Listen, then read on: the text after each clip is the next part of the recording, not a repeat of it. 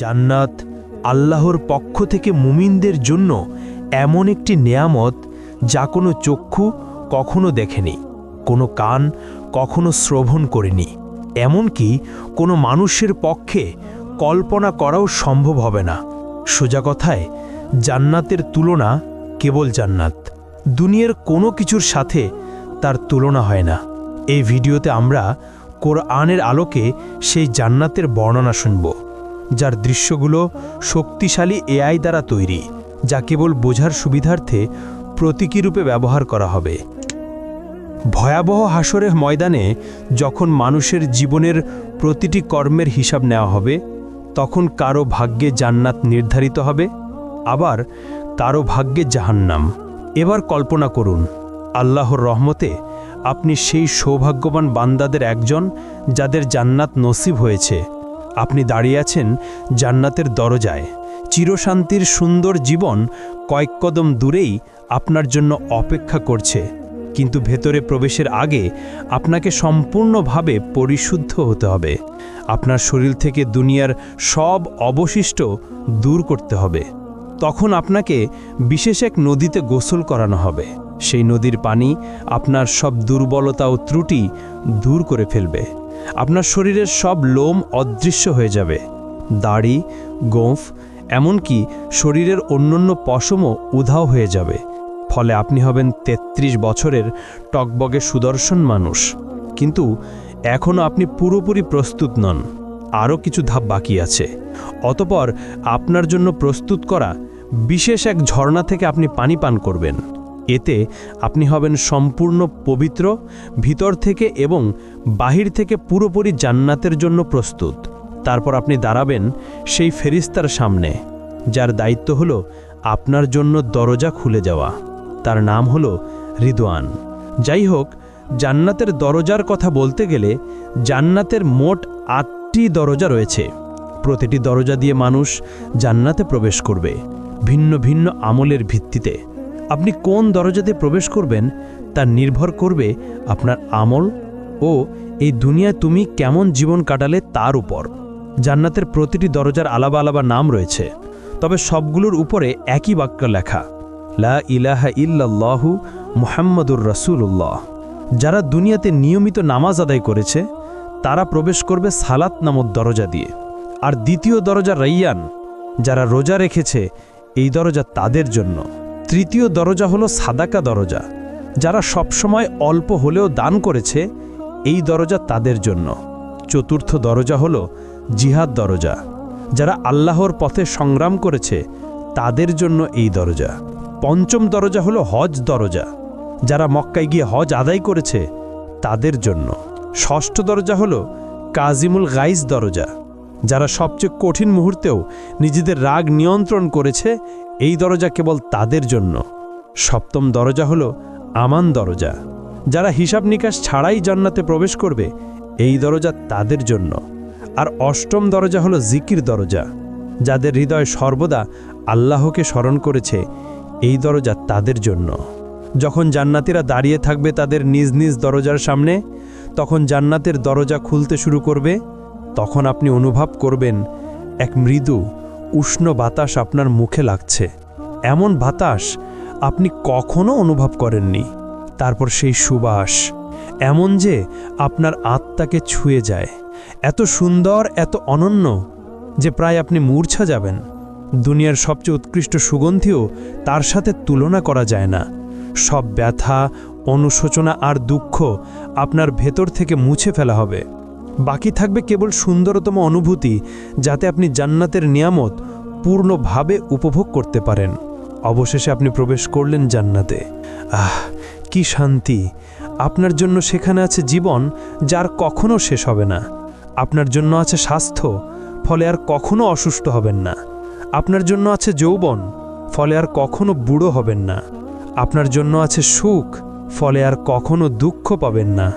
আপনি জান্নাতে প্রবেশ করতেই ফেরেশতারা আপনাকে স্বাগত জানাবে আর বলবে, আল্লাহর পক্ষ থেকে তোমার উপর শান্তি বর্ষিত হোক, স্বাগতম, এখানে চিরকাল থাকো। প্রথমে আপনাকে দেওয়া হবে প্রাসাদ, বাগান ও পুকুর সহ।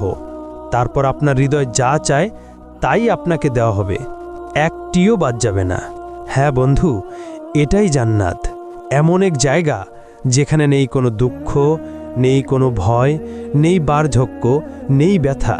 এমন এক জায়গা যেখানে রয়েছে সব সৌন্দর্য যা আপনি জানেন এবং জানেন না। আপনি বসবাস করবেন এমন ঘরে যা তৈরি হয়েছে সোনা ও রূপার ইট দিয়ে। মরক্কা হিসেবে ব্যবহার হয়েছে মিশক, কঙ্কর হলো মুক্তা ও রুবি, এবং মাটি হলো জাফরানের। আপনি ফিরে এসেছেন সেই জায়গায় যেখানে আপনার সৃষ্টি হয়েছিল প্রথমবার। অতঃপর ফেরেশতারা আপনার সাথে কথা বলবে। তারা জিজ্ঞেস করবে, সবে তুমি জান্নাতে প্রবেশ করেছ, এখন বলো তুমি কি চাও। উত্তরে আপনি বলবেন, আমি ইতোমধ্যেই আমার রবের অসংখ্য নিয়ামত ও উপহার দেখেছি, আমাকে আরেকটু সামনে যেতে দাও এবং আরও উপভোগ করতে দাও। তখন ফেরেশতারা উত্তর দিবে, এগুলো তো কেবল সূচনা, তুমি এখনো কিছুই দেখনি, এর চেয়েও মহান নেয়ামত তোমার জন্য অপেক্ষা করছে। অতঃপর আপনি এগিয়ে চললেন। আপনার সামনে উদিত হলো এক প্রাসাদ যা পুরোপুরি খাঁটি সোনার তৈরি। এর বারান্দাগুলো মুক্তার মতো ঝলমল করছে। আপনি যতই কাছে যান, কিছু দাসদাসী উপস্থিত হয়। তাদের রূপ যেন ছড়িয়ে থাকা মুক্তার মতো। তারা হাতে ধরে আছে রূপার থালা ও সোনার পাত্র। তারা সালামের মাধ্যমে আপনাকে অভ্যর্থনা জানায়। আপনিও সালামের জবাব দিলেন। আপনি সিদ্ধান্ত নিলেন এখানেই থেকে যেতে, কিন্তু ফেরেশতারা বলল, এর চেয়েও মহান নেয়ামত সামনে আছে, চলতে থাকো। ফলে অবাক হয়ে আপনি আবার হাঁটতে লাগলেন। এবার আপনি দেখলেন আরেকটি প্রাসাদ যা লালচে রুবি দিয়ে গড়া, এত পরিষ্কার আর উজ্জ্বল যে বাহির থেকে ভিতরের অংশ দেখা যায়। তারপর আপনি তার ভেতরে প্রবেশ করলেন। ভেতরে আছে ৭০,০০০ কক্ষ, অপূর্ব সৌন্দর্য ভরা, যাতে আপনার আত্মা ও দেহ আনন্দে আপ্লুত হয়ে উঠল। প্রতিটি কক্ষে সাজানো আছে খাবারের থালা, ফল, মাংস, পানীয়, সবই আপনার রবের পক্ষ থেকে অসাধারণভাবে প্রস্তুত। তখন আপনি একটি ফলে কামড় দিলেন, তা আপনাকে মনে করিয়ে দেয় আপনার জীবনের প্রিয় সব স্বাদ। তবুও স্বাদটি একেবারেই নতুন, এর আগে কখনো অনুভব করেননি। আপনি এক চুমুক পানীয় পান করলেন, ফলে আপনার হৃদয় ভরে ওঠে অবর্ণনীয় সুখে। হঠাৎ একটি দরজা খুলে গেল। ভেতরে প্রবেশ করল আপনার প্রিয়জনেরা, আপনার মা, বাবা, প্রিয়তমা স্ত্রী আর সন্তানেরা। আর কি চাই! আনন্দে আপনার নিঃশ্বাস আটকে যাওয়ার মতো অবস্থা। যেসব মুমিনদের সাথে আপনি পৃথিবীতে চলাফেরা করতেন, তারাও এখন আপনার পাশে। তাদের দেহ ঝলমল করছে আর মুখে সুন্দর হাসি। চতুর্দিকে প্রাসাদ, বৃক্ষ, নদী আর নিয়ামত, সব কিছু কেবল আপনার জন্যই সাজানো। এক সীমাহীন জগৎ যার কোনো সীমানা নেই। অতপর ফেরেশতারা আপনাকে পোশাক পরাবে, জান্নাতের জন্য বানানো বিশেষ পোশাক, সবুজ রঙের, সিল্কের মতো হালকা কিন্তু সমৃদ্ধ কারুকার্যময় ব্রোকেডের মতো ভারী। সেই পোশাকে আছে ৭০টি স্তর, প্রতিটি স্তর ভিন্ন রঙে সজ্জিত। পুরো পরিবেশ যেন এক উৎসব, যা শুধু আপনাকে স্বাগত জানানোর জন্য। শান্ত, প্রশান্ত, অসংখ্য দাসদাসী পাশে প্রস্তুত, যে কোনো মুহূর্তে সেবা দেওয়ার জন্য। আপনি বিস্ময়ে ভাবলেন, এখন আমি কি করব, কোথায় যাব? তখন এক আয়োজন শুরু হলো। একটি মেষ আনা হলো এমন এক জায়গায় যা জান্নাতবাসী ও জাহান্নামবাসী উভয়ই দেখতে পায়। কিন্তু এই মেষ সাধারণ প্রাণী নয়, এর নাম মৃত্যু। এরপর যা ঘটে তা আপনার হৃদয়কে চিরস্থায়ী শান্তির আরও কাছাকাছি নিয়ে যায়। একটি ঘোষণা শোনা যায়, হে জান্নাতবাসীগণ, তোমরা জানো এটি কে? তখন জান্নাতবাসীরা মাথা তোলে এবং বলে, হ্যাঁ, এটি মৃত্যু। অতঃপর আবার ঘোষণা হয়, হে জাহান্নামবাসীগণ, তোমরা জানো এটি কে? তখন জাহান্নামবাসীরাও মাথা তোলে এবং বলে, হ্যাঁ, এটি মৃত্যু। এরপর একজন ফেরেশতা সেই মেষকে কোরবানি করল, ফলে মৃত্যুর মৃত্যু হলো এবং ঘোষণা দেওয়া হলো, হে জান্নাতবাসীগণ, তোমরা এখনো চিরকাল বাঁচবে, তোমাদের আর মৃত্যু নেই। হে জাহান্নামবাসীগণ, তোমরাও চিরকাল থাকবে, তোমাদের জন্যও আর মৃত্যু নেই। হ্যাঁ বন্ধু, এখন আর মৃত্যু নেই। আপনি আর কখনো অসুস্থ হবেন না। আপনি চিরকাল বাঁচবেন। আপনার আর মৃত্যু নেই। জান্নাতবাসীদের জন্য এটাই হলো চিরন্তন আনন্দ, শান্তি ও নিয়ামতের সময়। যদি আপনি এই জীবনে বিবাহিত হন এবং উভয়ই জান্নাতে প্রবেশ করেন, তাহলে আপনাদের বন্ধন আবার ফিরিয়ে দেওয়া হবে। কিন্তু এবার আর কখনো আলাদা হতে হবে না। যেই স্বামী বা স্ত্রী জান্নাতে উচ্চ মর্যাদা পাবে, অন্যজনকেও সেই স্তরে তুলে দেওয়া হবে। সেখানে থাকবে না কোনো ঝগড়া, না হৃদয় ভাঙা, না বিশ্বাসঘাতকতা। থাকবে শুধু খাঁটি ভালোবাসা, যা প্রতি মুহূর্তে আরও গভীর হবে। স্ত্রী ও স্বামী সময়ের সাথে আরও সুন্দর হয়ে উঠবে। একজন বাইরে থেকে ফিরে এলে অন্যজন তাকে দেখবে আগের চেয়েও সুন্দর রূপে, এবং উভয়ই একই কথা বলবে, তুমি আগের চেয়ে আরও সুন্দর লাগছো। নারীরা এতটাই সুন্দর হবে যে তারা দুনিয়ার সবচেয়ে অপূর্ব নারীদেরও ছাড়িয়ে যাবে তাদের স্বামীদের জন্য। কিন্তু যদি আপনি বিবাহিত না হন বা স্বামীর সাথে কখনো শান্তি না পান, তাহলে আল্লাহ আপনাকে দিবেন তার থেকেও উত্তম সঙ্গী, যিনি শুধু আপনার জন্য সৃষ্ট, এতটাই সুন্দর যা আপনি কখনো কল্পনাও করেননি।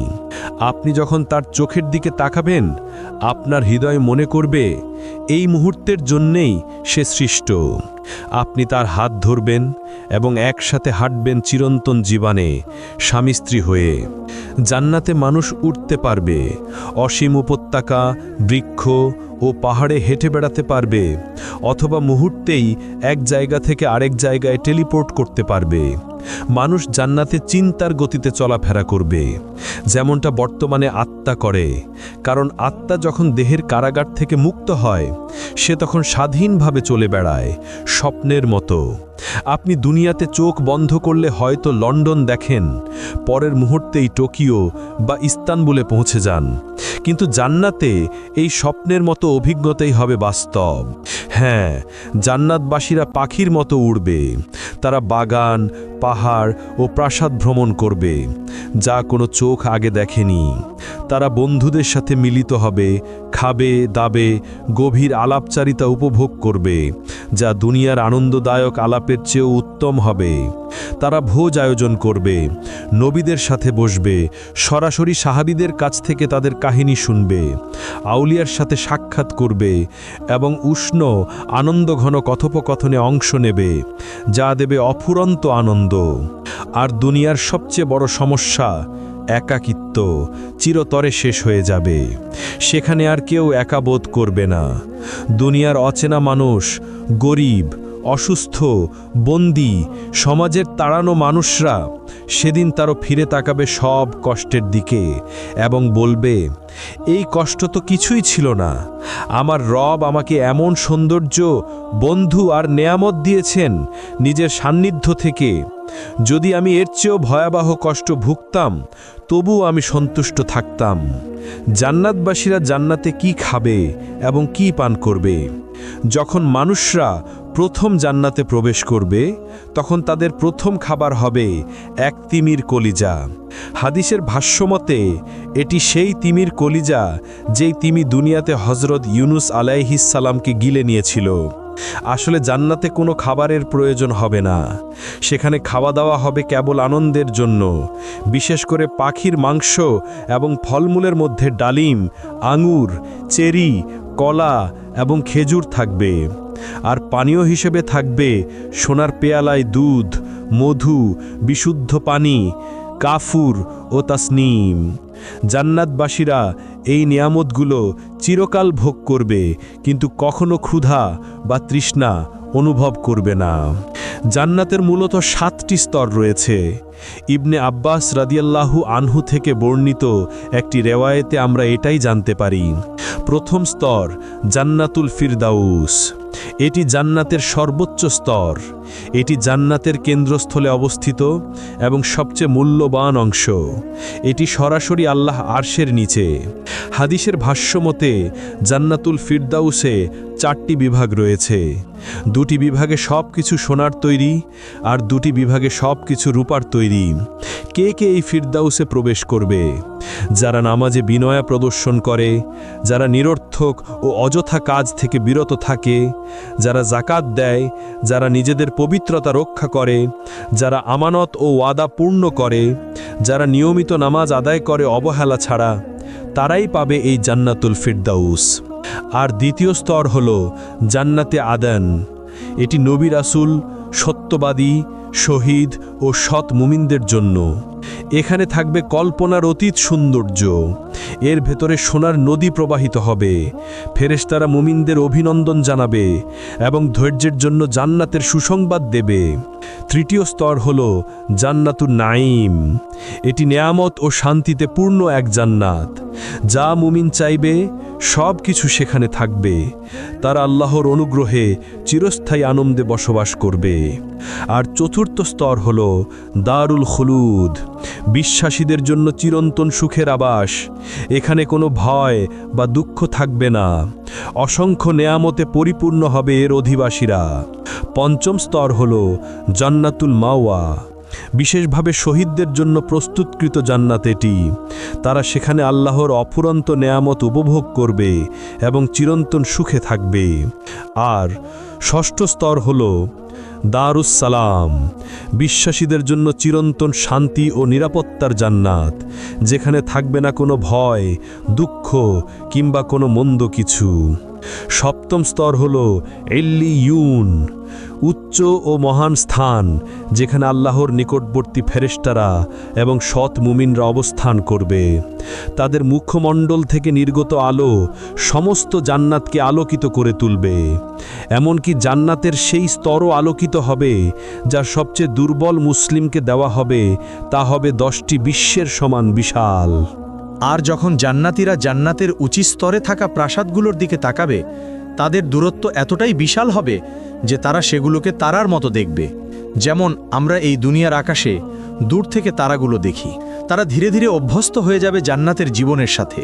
চারপাশে থাকবে অমর যুবক খিদমতগাররা, যারা সবসময় তাদের সেবায় প্রস্তুত।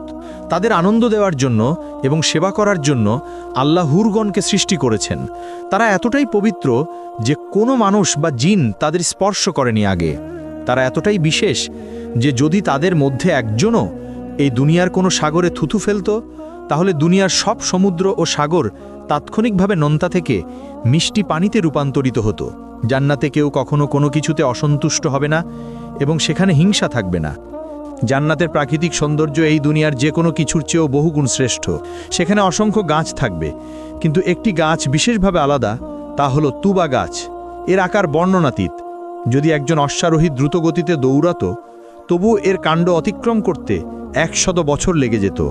তুবা গাছ এতটাই বিশাল যে এর শাখা প্রশাখা জান্নাতের সব স্তরে পৌঁছায়, প্রতিটি ঘর পর্যন্ত ছড়িয়ে পড়ে, যাতে সবাই এর অনন্ত নেয়ামত ভোগ করতে পারে। জান্নাতের আরেকটি বিস্ময়কর বিষয় হলো কাউসার নদী। এটি আমাদের প্রিয় নবীকে বিশেষ উপহার হিসেবে দেয়া হয়েছে। এর পানি দুধের চেয়ে সাদা, মধুর চেয়ে মিষ্টি।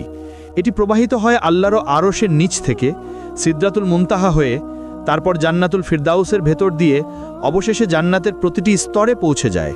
এই নদীর ঘ্রাণ ও স্বাদ আমাদের আজকের কল্পনারও অতীত। কাউসার নদী ছাড়াও জান্নাতে থাকবে বিশুদ্ধ পানির নদী, যা কখনো নষ্ট হবে না। দুধের নদী, যার স্বাদ কখনো পরিবর্তিত হবে না। মদের নদী, যা পানকারীদের আনন্দ দেবে কিন্তু কোনো নেশা সৃষ্টি করবে না। এবং খাঁটি মধুর নদী। জান্নাতে এক কোমল বাতাস বইবে যখনই আমরা চাইব।